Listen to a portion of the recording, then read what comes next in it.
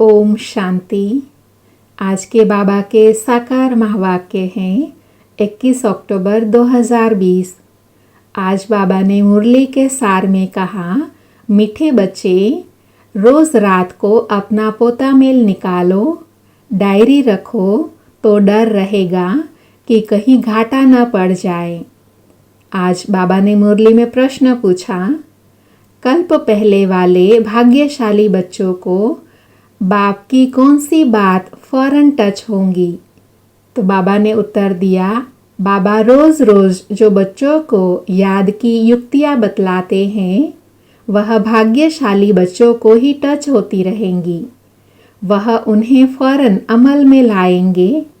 बाबा कहते, बच्चे कुछ टाइम एकांत में बगीचे में जाकर बैठो, बाबा से मीठी मीठी बातें करो, अपना चार्ट रखो तो उन्नति होती रहेंगी। ओम शांति। मिलिट्री को पहले पहले सावधान किया जाता है, अटेंशन प्लीज। बाप भी बच्चों को कहते हैं, अपने को आत्मा निश्चय कर बाप को याद करते हो। बच्चों को समझाया जाता है, यह ज्ञान बाप इस समय ही दे रहे हैं, बाप ही पढ़ाते हैं। भगवान वाच है ना, मूल बात हो जाती है यह कि भगवान कौन है, कौन पढ़ाते हैं। यह बात पहले समझने और निश्चय करने की होती है, फिर अतीन्द्रिय सुख में भी रहना है। आत्मा को बहुत खुशी होनी चाहिए, हमको बेहद का बाप मिला है। बाप एक ही बार आकर मिलते हैं वर्षा देने। किसका वर्षा? विश्व की बादशाही का वर्षा देते हैं। 5000 वर्ष पहले मिसल। यह तो पक्का निश्चय है, बाप आया हुआ है, फिर से सहज राजयोग सिखलाते हैं। सिखलाना पड़ता है, बच्चों को कोई सिखलाया नहीं जाता, आपे ही मुख से मम्मा बाबा निकलता रहेगा, क्योंकि अक्षर तो सुनते हैं ना। यह है रूहानी बाप। आत्मा को आंतरिक गुप्त नशा रहता है, आत्मा को ही पढ़ना है। परमपिता परमात्मा तो नॉलेजफुल है ही, वह कोई पढ़ा नहीं है, उसमें नॉलेज है ही। किसकी नॉलेज? यह भी तुम्हारी आत्मा समझती है। बाबा में सारे सृष्टि के आदि मध्य अंत की नॉलेज है। कैसे एक धर्म की स्थापना और अनेक धर्मों का विनाश होता है, यह सब जानते हैं, इसलिए उनको जानी जाननहार कह देते हैं। जानी जाननहार का अर्थ क्या है, यह कोई भी बिल्कुल जानते नहीं। अभी तुम बच्चों को बाप ने समझाया है कि यह स्लोगन भी ज़रूर लगाओ कि मनुष्य होकर अगर क्रिएटर और रचना के आदि मध्य अंत, ड्यूरेशन, रिपीटेशन को नहीं जाना तो क्या कहा जाए। यह रिपीटेशन अक्षर भी ज़रूरी है, करेक्शन तो होती रहती है ना। गीता का भगवान कौन? यह चित्र बड़ा फर्स्ट क्लास है। सारे वर्ल्ड में यह है सबसे नंबर 1 भूल। परमपिता परमात्मा को न जानने के कारण फिर कह देते हैं सब भगवान के रूप हैं। जैसे छोटे बच्चे से पूछा जाता है, तुम किसका बच्चा? कहेंगे फलाने का। फलाना किसका बच्चा? फलाने का। फिर कह देंगे वह हमारा बच्चा। वैसे यह भी भगवान को जानते नहीं तो कह देते हैं हम भगवान हैं। इतनी पूजा भी करते हैं परंतु समझते नहीं। गाया जाता है ब्रह्मा की रात, तो ज़रूर ब्राह्मण ब्राह्मणियों की भी रात होंगी। यह सब धारण करने की बातें हैं। यह धारणा उनको होंगी जो योग में रहते हैं। याद को ही बल कहा जाता है। ज्ञान तो है ही सोर्स ऑफ इनकम। याद से शक्ति मिलती है, जिससे विक्रम विनाश होते हैं। तुम्हें बुद्धि का योग बाबा से लगाना है। यह ज्ञान बाप अभी देते हैं, फिर कभी मिलता ही नहीं, सिवाय बाप के कोई दे न सके। बाकी सब हैं भक्ति मार्ग के शास्त्र। कर्म कांड की क्रियाएं, उसको ज्ञान नहीं कहेंगे। स्पिरिचुअल नॉलेज एक ही बाप के पास है और वह ब्राह्मणों को ही देते हैं, और कोई के पास स्पिरिचुअल नॉलेज होती नहीं। दुनिया में कितने धर्म मठ पंथ हैं, कितनी मतें हैं। बच्चों को समझाने में कितनी मेहनत होती है, कितने तूफान आते हैं। गाते भी हैं, नैया मेरी पार लगाओ। सबकी नैया तो पार नहीं जा सकती। कोई डूब भी जाते हैं, कोई खड़ी हो जाती हैं। 2-3 वर्ष हो जाते हैं, कईयों का पता ही नहीं। कोई तो पुर्जा पुर्जा अर्थात टुकड़े टुकड़े हो जाते हैं, अर्थात टूट जाते हैं। कोई वहाँ ही खड़े हो जाते हैं। इसमें मेहनत बहुत है। आर्टिफिशियल योग भी कितने निकलते हैं, कितने योगाश्रम हैं। रूहानी योगाश्रम कोई हो न सके। बाप ही आकर आत्माओं को रूहानी योग सिखलाते हैं। बाप कहते हैं यह तो बहुत सहज योग है। इन जैसा सहज कुछ भी है नहीं। आत्मा ही शरीर में आकर पार्ट बजाती है। 84 जन्म मैक्सिमम है, बाकी तो कम कम होते जाएंगे। यह बातें भी तुम बच्चों में कोई की बुद्धि में है। बुद्धि में धारणा बड़ा मुश्किल होती है। पहली बात बाप समझाते हैं, कहाँ भी जाते हो तो पहले पहले बाप का परिचय दो। बाप का परिचय कैसे देवे, इसके लिए युक्ति रची जाती है। वह जब निश्चय हो तब समझे बाप तो सत्य है। जरूर बाप सत्य बातें ही बताते होंगे, इसमें संशय नहीं लाना चाहिए। याद में ही मेहनत है, इसमें माया अपोजिशन करती है। घड़ी घड़ी याद भुला देती है। इसलिए बाबा कहते हैं चार्ट लिखो, तो बाबा भी देखे कौन कितना याद करते हैं। 1/4% भी चार्ट नहीं रखते। कोई कहते हैं हम तो सारा दिन याद में रहता हूँ। बाबा कहते हैं यह तो बड़ी मुश्किल है। सारा दिन याद में तो बांधेलियाँ जो मार खाती रहती हैं वह याद में रहती होंगी। शिव बाबा कब हम इन संबंधियों से छूटेंगे। आत्मा पुकारती है, बाबा हम बंधन से कैसे छूटे। अगर कोई बहुत याद में रहते हैं तो बाबा को चार्ट भेजे। डायरेक्शन मिलते हैं, रोज रात को अपना अपना पोता मिल निकालो, डायरी रखो। डायरी रखने से डर रहेगा, हमारा घाटा न निकल आए। बाबा देखेंगे तो क्या कहेंगे, इतने मोस्ट बिलवेड बाबा को इतना समय ही याद करते हो। लौकिक बाप को, स्त्री को तुम याद करते हो, मुझे इतना थोड़ा भी याद नहीं करते हो। चार्ट लिखो तो आपे ही लज्जा आएंगी। इस हालत में मैं पद पा नहीं सकूंगा, इसलिए बाबा चार्ट पर जोर दे रहे हैं। बाप को और 84 के चक्र को याद करना है, तो फिर चक्रवर्ती राजा बन जाएंगे। आप समान बनाएंगे तब प्रजा पर राज्य करेंगे। यह है ही राजयोग, नर से नारायण बनने का एम ऑब्जेक्ट यह है। जैसे आत्मा को देखा नहीं जाता समझा जाता है, इसमें आत्मा है, यह भी समझा जाता है। इन लक्ष्मी नारायण की जरूर राजधानी होंगी। इन्होंने सबसे जास्ती मेहनत की है, तब स्कॉलरशिप पाई है। जरूर इन्हों की बहुत प्रजा होंगी। ऊंचते ऊंच पद पाया है, जरूर बहुत योग लगाया है, तब पास विद ऑनर हुए। यह भी कारण निकालना चाहिए, हमारा योग क्यों नहीं लगता है। धंधे आदि में झंझट में बहुत बुद्धि चली जाती है, उनसे टाइम निकाल, इस तरफ जास्ती ध्यान देना चाहिए। कुछ टाइम निकाल, बीच में एकांत में बैठना चाहिए। फीमेल तो जा न सके, उनको तो घर संभालना है, पुरुषों को सहज है। कल्प पहले वाले जो भाग्यशाली होंगे उनको ही यह टच होगा। पढ़ाई तो बहुत अच्छी है, बाकी हर एक की बुद्धि अपनी होती है। कैसे भी करके बाप से वर्षा लेना है। बाप डायरेक्शन सब देते हैं, करना तो बच्चों को ही है। बाबा डायरेक्शन देंगे जनरल। एक एक पर्सनल भी आकर कोई पूछे तो राय दे सकते हैं। तीर्थों पर बड़े बड़े पहाड़ों पर जाते हैं तो पंडे लोग सावधान करते रहते हैं। बड़ा मुश्किलात से जाते हैं।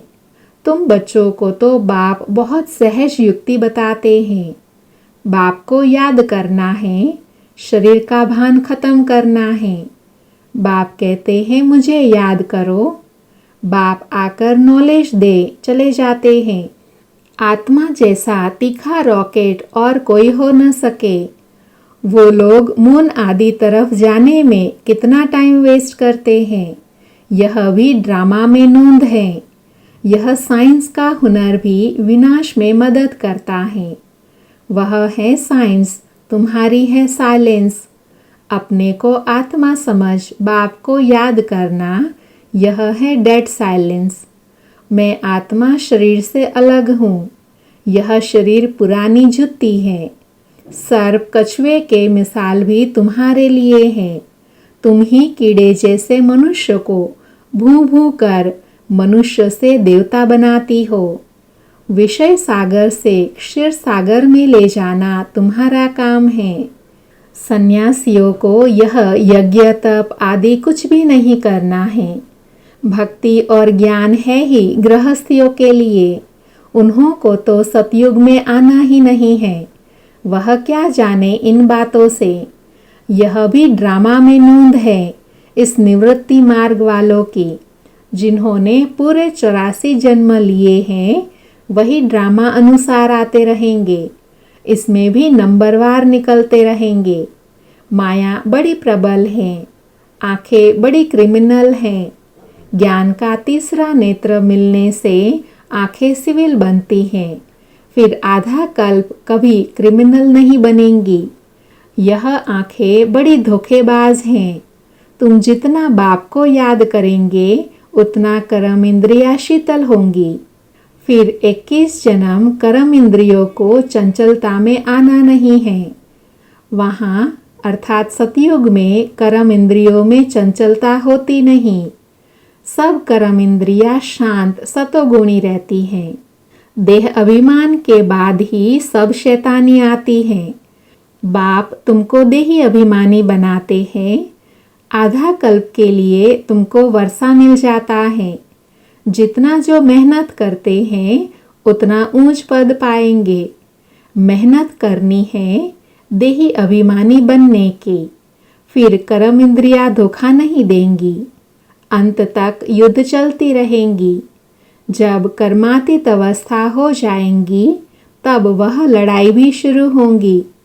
दिन प्रतिदिन आवाज होता जाएगा, मौत से डरेंगे। बाप कहते हैं यह ज्ञान सबके लिए है। सिर्फ बाप का परिचय देना है। हम आत्माएं भाई भाई हैं। सब एक बाप को याद करते हैं। गॉड फादर कहते हैं करके कोई नेचर को मानने वाले होते हैं, परंतु गॉड तो है ना, उनको याद करते हैं। मुक्ति जीवन मुक्ति के लिए, मोक्ष तो है नहीं। वर्ल्ड की हिस्ट्री ज्योग्राफी को रिपीट करना है। बुद्धि भी कहती है जब सतयुग था तो एक ही भारत था। मनुष्य तो कुछ भी नहीं जानते। इन लक्ष्मी नारायण का राज्य था ना। लाखों वर्ष की बात हो न सके। लाखों वर्ष होते तो कितनी ढेर संख्या हो जाती। बाप कहते हैं अब कलयुग पूरा हो, सतयुग की स्थापना हो रही है। वह समझते हैं कलयुग तो अर्जुन बच्चा है। इतने 1000 वर्ष की आयु है। तुम बच्चे जानते हो यह कल्प है ही 5000 वर्ष का। भारत में ही यह स्थापना हो रही है सतयुग की। भारत ही अब स्वर्ग बन रहा है। अभी हम श्रीमत पर यह राज्य स्थापन कर रहे हैं। अब बाप कहते हैं माम एकम याद करो। पहला पहला शब्द ही यह दो। जब तक बाप का निश्चय नहीं होगा तब तक प्रश्न पूछते रहेंगे। फिर कोई बात का उत्तर नहीं मिलेगा तो समझेंगे यह जानते कुछ भी नहीं और कहते हैं भगवान हमको पढ़ाते हैं। इसलिए पहले पहले तो एक ही बात पर ठहर जाओ। पहले बाप का निश्चय करें, फिर बरोबर सभी आत्माओं का बाप एक ही है और वह है रचता, तो जरूर संगम पर ही आएंगे। बाप कहते हैं मैं युगे युगे नहीं, कल्प के संगम युग पर आता हूँ। मैं हूँ ही नई सृष्टि का रचता, तो बीच में कैसे आऊँगा? मैं आता ही हूँ पुरानी और नई दुनिया के बीच में। इनको पुरुषोत्तम संगम युग कहा जाता है। तुम पुरुषोत्तम भी यहाँ बनते हो। लक्ष्मी नारायण सबसे पुरुषोत्तम है। यह एम ऑब्जेक्ट कितनी सहज है। सबको बोलो यह स्थापना हो रही है।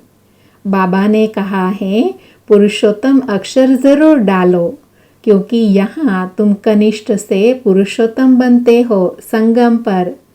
ऐसी ऐसी मुख्य बातें भूलनी नहीं चाहिए और संवत की डेट भी जरूर लिखनी चाहिए। यहाँ तुम्हारी पहले से राजाई शुरू होती हैं और कोई की राजाई पहले से नहीं होती। वह तो धर्म स्थापक आए तब उनके पीछे उनके धर्म की वृद्धि हो। करोड़ों बने तब राजाई चले। तुम्हारी तो शुरू से सतयुग में राजाई होंगी। यह किसी को भी बुद्धि में नहीं आता कि सतयुग में इतनी राजाई कहाँ से आई।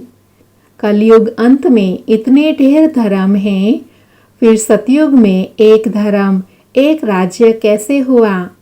कितने हीरे जवाहरों के महल हैं। भारत ऐसा था जिसको पैराडाइज कहते थे। 5000 वर्ष की बात है। लाखों वर्ष का हिसाब कहाँ से आया? मनुष्य कितने मूंझे हुए हैं। अब उनको कौन समझाए? वे समझते थोड़े ही हैं कि हम आसुरी राज्य में हैं। इनकी अर्थात देवी देवताओं की तो महिमा सर्वगुण संपन्न, 16 कला संपूर्ण, संपूर्ण निर्विकारी, डबल अहिंसक है। इनमें 5 विकार नहीं है क्योंकि देही अभिमानी है। तो बाप कहते हैं मुख्य बात है याद की। 84 जन्म लेते लेते तुम पतित बने हो, अब फिर पवित्र बनना है। यह ड्रामा का चक्र है। अच्छा, मीठे मीठे सिकिल थे बच्चों प्रति माता पिता बाप दादा का याद प्यार और गुड मॉर्निंग। रूहानी बाप की रूहानी बच्चों को नमस्ते। हम रूहानी बच्चों की रूहानी माता पिता बाप दादा को याद प्यार गुड मॉर्निंग और नमस्ते। आज बाबा ने सारी मुरली में धारणा के लिए सार कहा। उसमें पहला है ज्ञान से तीसरे नेत्र को धारण कर अपनी धोखेबाज आँखों को सिविल बनाना है। याद से ही कर्म इंद्रियाँ शीतल सतोगुणी बनेंगी, इसलिए यही मेहनत करनी है। दूसरा है धंधे आदि में टाइम निकाल एकांत में जाकर याद में बैठना है। कारण देखना है कि हमारा योग क्यों नहीं लगता। अपना चार्ट ज़रूर रखना है। आज बाबा ने वरदान दिया, निर्णय शक्ति और कंट्रोलिंग पावर द्वारा सदा सफलता मूर्त भव। वरदान का डिटेल है, किसी भी लौकिक या अलौकिक कार्य में सफलता प्राप्त करने के लिए विशेष कंट्रोलिंग पावर और जजमेंट पावर की आवश्यकता होती है, क्योंकि जब कोई भी आत्मा आपके संपर्क में आती है तो पहले जज करना होता है कि इसे किस चीज़ की ज़रूरत है। नब्ज़ द्वारा परख कर उसकी पहचान प्रमाण उसे तृप्त करना और स्वयं की कंट्रोलिंग पावर से दूसरे पर अपनी अचल स्थिति का प्रभाव डालना, यही दोनों शक्तियाँ सेवा के क्षेत्र में सफलता मूर्त बना देती हैं। आज का स्लोगन है, सर्वशक्तिवान बाप को साथी बना लो तो माया पेपर टाइगर बन जाएंगी। अच्छा, ओम शांति।